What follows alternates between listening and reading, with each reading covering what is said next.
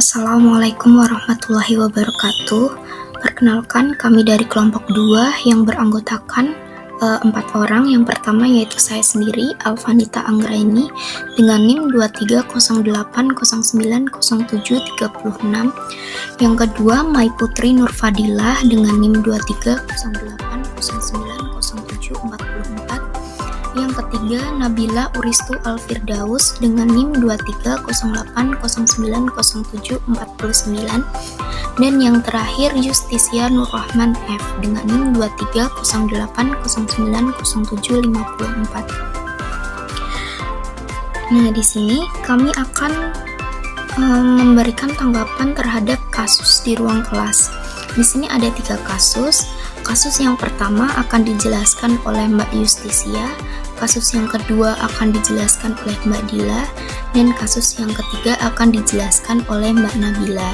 Langsung saja untuk kasus yang pertama akan dijelaskan oleh Mbak Justisia. Kasus pertama. Bayangkan jika Anda adalah seorang guru matematika di kelas 7. Saat ini Anda hendak menyampaikan materi mengenai matematika sosial, yakni mencari nilai rata-rata atau NIM. Untuk memudahkan peserta didik dalam memahami pembelajaran, Anda mencoba untuk membuat urutan atau langkah-langkah yang perlu diikuti oleh peserta didik agar dapat mencari nilai rata-rata pada sebuah soal. Anda meminta kepada peserta didik untuk mengerjakan soal yang Anda berikan.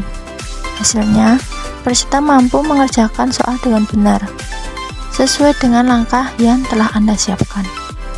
Beberapa saat kemudian, Anda meminta kepada peserta didik untuk mengulangi soal yang sama tanpa melihat urutan pengerjaan soal, dan peserta didik mampu mengerjakan dengan benar.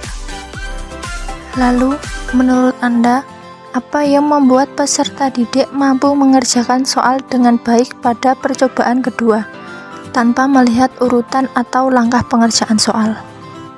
Menurut saya, pada percobaan kedua, siswa lebih berhasil karena yang pertama, pemahaman konsep yang lebih baik. Pada percobaan kedua, peserta didik memperoleh pemahaman yang lebih mendalam tentang materi karena pengalaman yang sebelumnya. Mereka mampu mengidentifikasi kelemahan dalam pemahaman konsep dari percobaan pertama dan meningkatkannya untuk mencapai pemahaman yang lebih baik. Yang kedua, penggunaan feedback. Pada penggunaan feedback dari guru sangat penting bagi peserta didik dalam memperdalam pemahaman konsep. Umpan balik yang diberikan oleh guru menjadi landasan bagi peserta didik untuk mengidentifikasi area-area yang perlu diperbaiki, sehingga mereka dapat meresponnya dengan lebih baik dalam meningkatkan pemahaman mereka terhadap materi yang diajarkan. Yang ketiga yaitu percaya diri. Setelah melakukan percobaan pertama, peserta didik merasa lebih siap sehingga mereka merasa percaya diri untuk mengerjakan soal berikutnya. Pengalaman pertama tersebut memberikan mereka keyakinan diri dan membangun rasa percaya diri dalam mengerjakan soal berikutnya, karena mereka merasa kemajuan dalam pemahaman mereka yang memberikan dorongan positif untuk memahami tugas atau tantangan selanjutnya dengan keyakinan yang lebih besar. Yang keempat yaitu motivasi tambahan. Hasil dari percobaan pertama bisa menjadi motivasi tambahan bagi peserta didik ketika mereka berhasil menjawab dengan benar pada percobaan pertama. Hal tersebut tidak hanya menjadi bukti kemampuan mereka, tetapi juga memicu dorongan tambahan untuk mencapai keberhasilan mengerjakan soal berikutnya. Pertanyaan selanjutnya, sebagai seorang calon guru, dalam kegiatan belajar yang seperti apa metode di atas dapat diterapkan? Elaborasikan jawaban Anda dengan menyertakan teori yang berkaitan.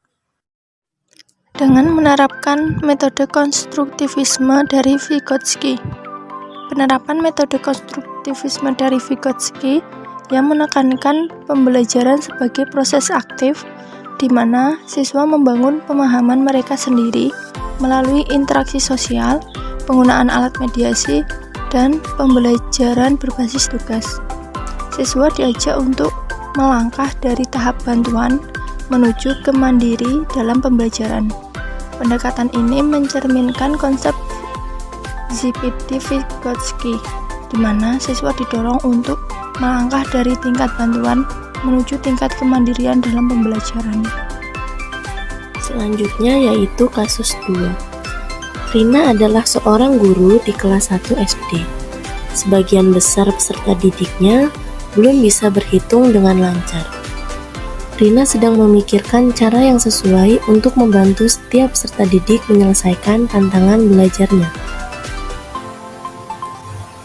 Di dalam kasus 2, terdapat 2 pertanyaan, yaitu yang pertama, menurut Anda, apa yang dapat Rina lakukan untuk membantu peserta didiknya sesuai dengan tahapan perkembangan usia? Menurut kami, Rina dapat membantu peserta didiknya agar bisa berhitung dengan lancar, yaitu dengan cara menggunakan media berupa benda-benda yang konkret. Sebagai contoh, untuk mengajarkan penjumlahan, Rina dapat menggunakan media telur mainan. Selain itu, Rani juga dapat menggunakan media pembelajaran lain, seperti permainan congklak, di mana dalam permainan tersebut, secara tidak langsung, anak diajarkan untuk berhitung. Atau dengan menggunakan media visual lainnya yang dapat diamati langsung oleh peserta didik. Mengapa kami menyarankan hal tersebut? Karena anak kelas 1 SD umumnya berusia 7 tahun. Umur tersebut masuk pada tahap operasional konkret. Menurut teori perkembangan kognitif Piaget, menyatakan bahwa pada tahap ini anak-anak telah menunjukkan penalaran yang logis dan konkret. Pada tahap operasional konkret, anak mampu berpikir logis melalui objek-objek konkret dan sulit memahami hal-hal yang hanya direpresentasikan secara verbal. Meskipun anak dapat memecahkan masalah dengan cara logis, namun mereka belum mampu berpikir secara abstrak atau hipotesis. Selanjutnya, pertanyaan yang kedua. Mengapa Anda menyarankan hal tersebut? Elaborasi jawaban Anda dengan menyertakan teori yang berkaitan. Kegiatan pembelajaran seperti yang kami sarankan di atas erat kaitannya dengan teori belajar konstruktivisme. Dengan menggunakan media permainan yang berhubungan dengan berhitung, serta menggunakan benda-benda yang ada di sekitar anak. Secara tidak langsung, peserta didik tersebut dihadapkan dengan situasi dan kondisi yang nyata yang ada di lingkungan peserta didik tersebut, sehingga terciptanya pengalaman baru yang dapat digunakan untuk memecahkan suatu masalah. Pernyataan tersebut selaras dengan prinsip utama teori belajar konstruktivisme, di mana guru menempatkan peserta didik sebagai individu yang membangun pemahaman dan memahami informasi secara aktif sepanjang proses pembelajaran.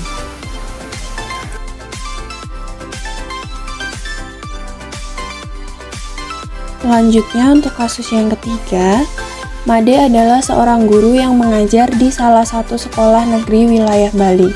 Ia mengampu mata pelajaran bahasa Indonesia. Ia hendak mengajarkan materi teks deskripsi pada peserta didiknya. Pada buku cetak yang menjadi panduannya saat mengajar, terdapat beberapa contoh teks deskripsi menceritakan tentang bangunan-bangunan pencakar langit yang ada di ibu kota.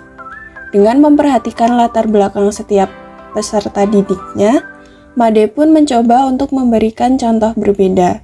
Ia memberikan contoh teks deskripsi tentang pantai dan makanan khas di Bali.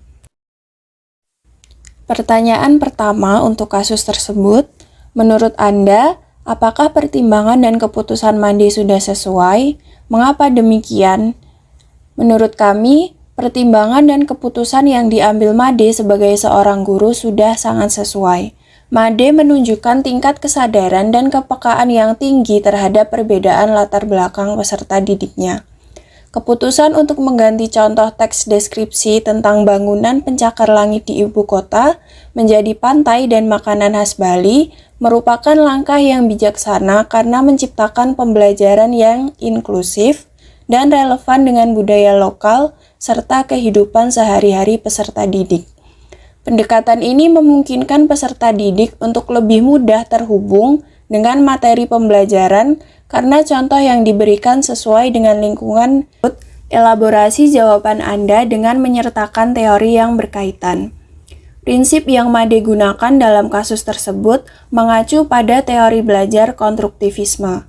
Menurut Jane Piaget, konstruktivisme merupakan sebuah pendekatan yang memandang bahwa setiap individu dapat membangun pemahaman serta pengetahuan mereka sendiri melalui berbagai pengalaman yang telah dimiliki. Dengan memberikan contoh yang mencerminkan lingkungan dan budaya lokal peserta didik, Made memberikan kesempatan pada peserta didiknya untuk membangun pengetahuan mereka sendiri melalui pengalaman yang lebih relevan dan bermakna. Hal ini sesuai dengan pendekatan konstruktivisme yang menekankan pentingnya pembelajaran yang berpusat pada pengalaman peserta didik untuk membangun pengetahuan mereka sendiri. Lebih lanjut lagi, teori konstruktivisme yang dikemukakan oleh Vygotsky juga menyoroti hubungan antara manusia dan konteks sosial budaya yang memiliki peran dan saling berinteraksi dalam berbagi pengalaman atau pengetahuan. Hal ini tergambar dari keputusan Made yang berusaha melibatkan budaya dan kehidupan sehari-hari peserta didik dalam proses pembelajaran. Kondisi tersebut menciptakan situasi di mana peserta didik dapat berinteraksi, berbagi pengalaman, dan bersama-sama membangun pemahaman mereka tentang teks deskripsi melalui contoh relevan yang diberikan.